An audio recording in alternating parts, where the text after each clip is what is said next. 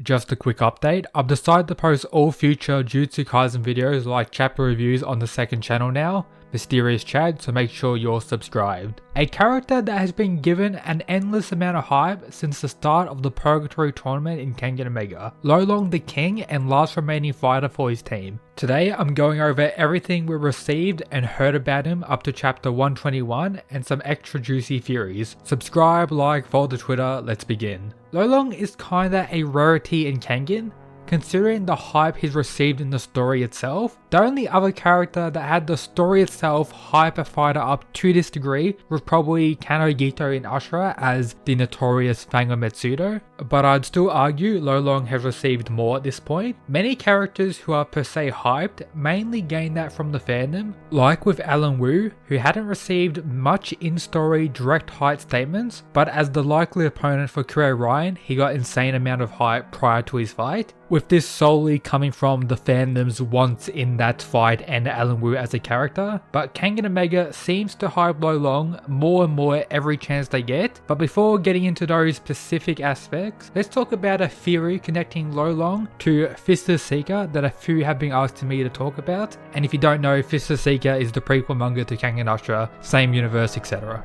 So we have this Reddit post which is linked in the description.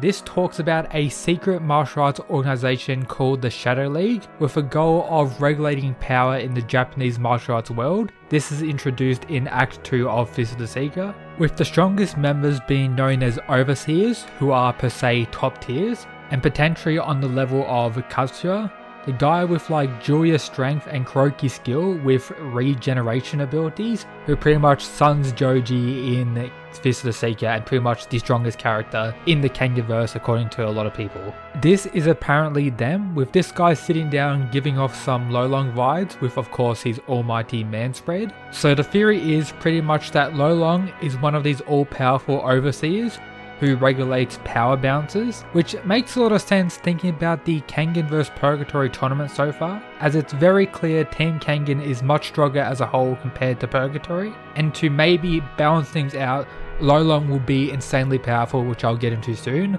But yeah, this is just an interesting theory a few have been commenting for me to talk about, and shout out to the person who came up with the theory and provided all the information about Fist of the Seeker, as I personally haven't read this far into it, but yeah, could be pretty crazy.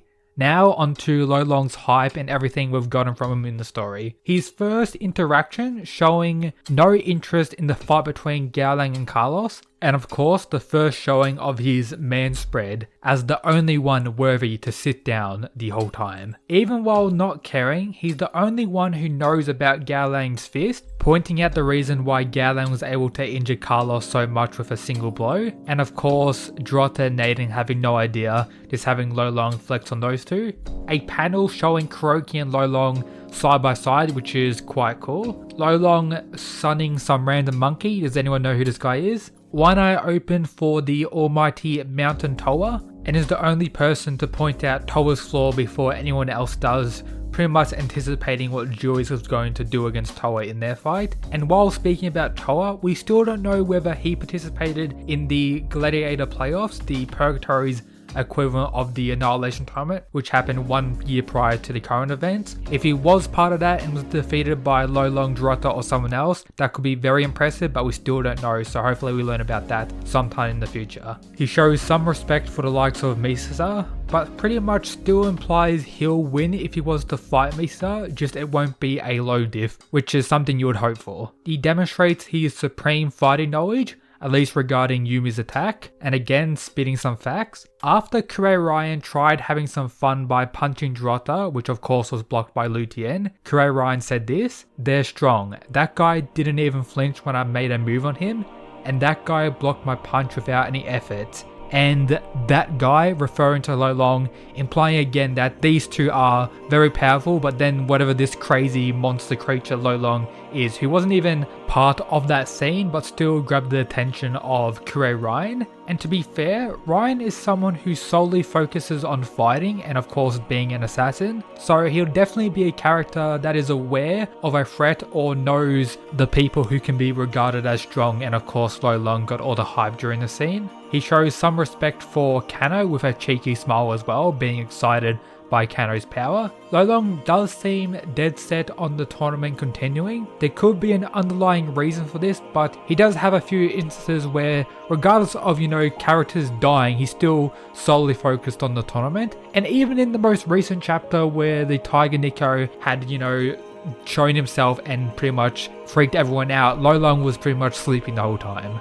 Again, shows respect to Kuroe Ryan, saying he's on par with the Fang, most likely referring to Kano. Then we have Kazi giving us some reveals. There are 2 kings in Purgatory. The first one is King Lolong, champion of last year's Ultimate Gladiator playoffs, so assumed to be the strongest fighter on Purgatory, unless the likes of Faye, the Tiger Vessel who's fighting Waka, does end up being stronger than Lolong as a whole, but still, those 2 are definitely going to be the top 2 by the end in my opinion. He's also one of the OGs of Purgatory. Regarding this, Meguro died on 20 years, so this means when doing some math, Lolong has been part of Purgatory for at least 7 years, but most likely longer, as we learn some extra stuff in the Dongchen flashbacks. Angry Lolong after his fellow king Drota lost, also the character who he had given the most respect to so far. Some shitting on Yumi, which of course is always welcomed. Then we have this scene, Lolong slapping Nicholas and Justice Boy away, Carlos being worried and thinks he needs to stop Lolong. What is Lolong going to do, like beat them to death? Lolong proceeds to clown on both Justice Boy and Nicholas in an instant. Carlos states, which is pretty insane, "I pity the Kengan team because you have to fight Lolong,"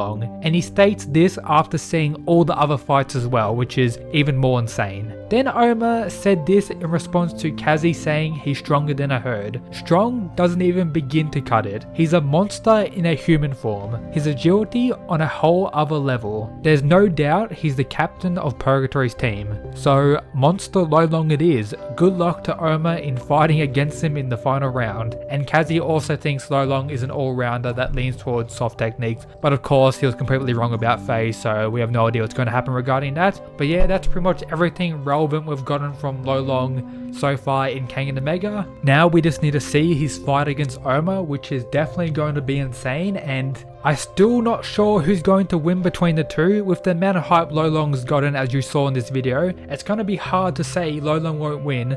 But then we have Oma as well, so I have absolutely no idea who's going to win between those 2. Let me know what you think down below, and hope you enjoyed today's video. As always, shout out to the people who support the channel via the Patreon, absolute mad lads. But yep, that's it guys, peace.